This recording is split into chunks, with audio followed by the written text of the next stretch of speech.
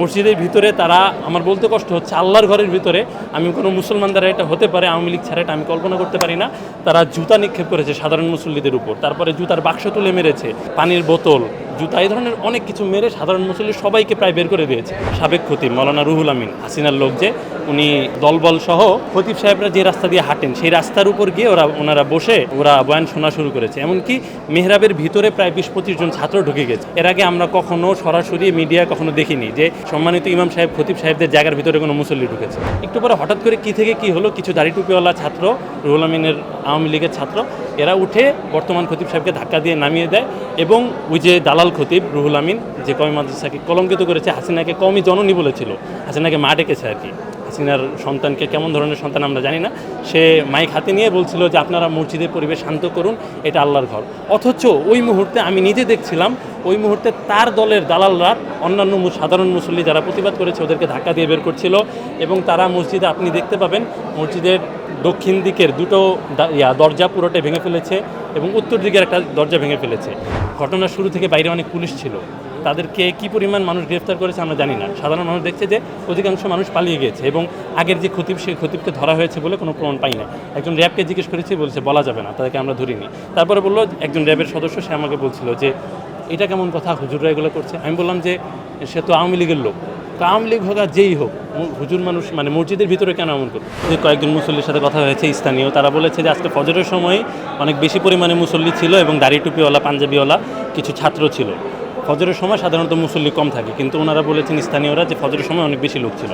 আর এরপর আমি যেটা দেখেছি, আমি নিজেই দেখেছি যে 12টা 20-এ যখন আমি মসজিদে এসেছি, মসজিদের উত্তর গেটের কাছাকাছি মুসল্লিরা বসে গিয়েছে। সাধারণত 1টার দিকে আসলেও আমি এত মুসল্লি কখনো দেখি না। তো এত লোক আসার পরে আমি নিচতলায় ঢুকতে না পেরে যে গ্লাসে, দোতলায় গ্লাস দিয়ে যে সরাসরি দেখা যায়, এখানে অবস্থান নিয়েছিলাম। এরপরে বর্তমান অন্তর্বর্তীকালীন সরকার কর্তৃক নিয়োগপ্রাপ্ত যে খতিব, উনি বয়ান শুরু করেছেন। বয়ান শুরু হওয়ার পর বাইরে না কোথায় যেন আজান হলো, কিছুক্ষণ উনি বয়ান বন্ধ রেখেছেন। এরপরে যখন উনি আবার কথা বলা শুরু করেছেন, তার আগেই যে আজান চলা অবস্থায় উনি বয়ান শুরু করার পর সাবেক খতিব মাওলানা রুহুল আমিন, হাসিনার লোক, যে উনি দলবল সহ খতিব সাহেবরা যে রাস্তা দিয়ে হাঁটেন সেই রাস্তার উপর গিয়ে ওনারা বসে বয়ান শোনা শুরু করেছে। এমনকি মেহরাবের ভিতরে প্রায় 20-25 জন ছাত্র ঢুকে গেছে। এর আগে আমরা কখনো সরাসরি মিডিয়া কখনো দেখিনি যে সম্মানিত ইমাম সাহেব, খতিব সাহেবদের জায়গার ভিতরে কোনো মুসল্লি ঢুকেছে। যাই হোক, ওরা ওখানে বসে বয়ান শুনছিল। একটু পরে হঠাৎ করে কি থেকে কি হলো, কিছু দাড়ি টুপিওয়ালা ছাত্র, রুহুল আমিনের আওয়ামী লীগের ছাত্র, এরা উঠে বর্তমান খতিব সাহেবকে ধাক্কা দিয়ে নামিয়ে দেয় এবং ওই যে দালাল খতিব রুহুল আমিন, যে কওমি মাদ্রাসাকে কলঙ্কিত করেছে, হাসিনাকে কওমি জননী বলেছিল, হাসিনাকে মা ডেকেছে আর কি। হাসিনার সন্তানকে কেমন ধরনের সন্তান আমরা জানি না, সে মাইক হাতে নিয়ে বলছিল যে আপনারা মসজিদের পরিবেশ শান্ত করুন, এটা আল্লাহর ঘর।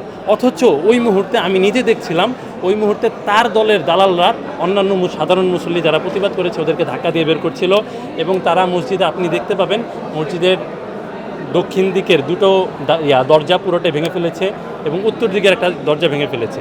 মসজিদের ভিতরে তারা, আমার বলতে কষ্ট হচ্ছে, আল্লাহর ঘরের ভিতরে আমি কোনো মুসলমান দ্বারা এটা হতে পারে, আওয়ামী লীগ ছাড়া এটা আমি কল্পনা করতে পারি না। তারা জুতা নিক্ষেপ করেছে সাধারণ মুসল্লিদের উপর, তারপরে জুতার বাক্স তুলে মেরেছে, সাধারণ মুসলমানদের গায়ে যে আপনার পানির বোতল, জুতা, এই ধরনের অনেক কিছু মেরে সাধারণ মুসল্লি সবাইকে প্রায় বের করে দিয়েছে। এরপরে শুধু ওরা ভিতরে ছিল। তারপরে সচেতন মুসল্লি সমাজ, তারা বুঝতে পেরেছে, ষড়যন্ত্র বুঝতে পেরে তারা বাইরে থেকে এসে দরজা যে কোনোভাবেই হোক তারা ভিতরে ঢুকেছে আর কি। ভিতরে ঢোকার পর ওদেরকে ধীরে ধীরে ধাক্কা দিয়ে বের করতে করতে পরে বাইতুল মোকাররম মুসল্লি কমিটির লোকজন এসে তারা মাইক আবার হাতে নিয়েছে, মাইক নিয়ে মুসল্লিদেরকে শান্ত করে। আজকে জুমার নামাজের বাংলা যে বয়ান হয়, সে বয়ানটা করার সুযোগ হয়নি, তখন 1:16 বেজে গিয়েছিল। এই জন্য বর্তমান নিয়োগপ্রাপ্ত খতিব সাহেব তিনি আবার ফিরে এসে আরবি যে খুতবা, সে খুতবা দেওয়া শুরু করেছেন এবং তারপরে নামাজ শুরু হয়ে গেছে এরপর। কিন্তু আশ্চর্যের বিষয় হচ্ছে, ঘটনার শুরু থেকে বাইরে অনেক পুলিশ ছিল, তাদেরকে কি পরিমাণ মানুষ গ্রেফতার করেছে আমরা জানি না। সাধারণ মানুষ দেখছে যে অধিকাংশ মানুষ পালিয়ে গিয়েছে এবং আগের যে খতিব, সেই খতিবকে ধরা হয়েছে বলে কোনো প্রমাণ পাই না। একজন র্যাবকে জিজ্ঞেস করেছি, বলছে বলা যাবে না, তাদেরকে আমরা ধরিনি।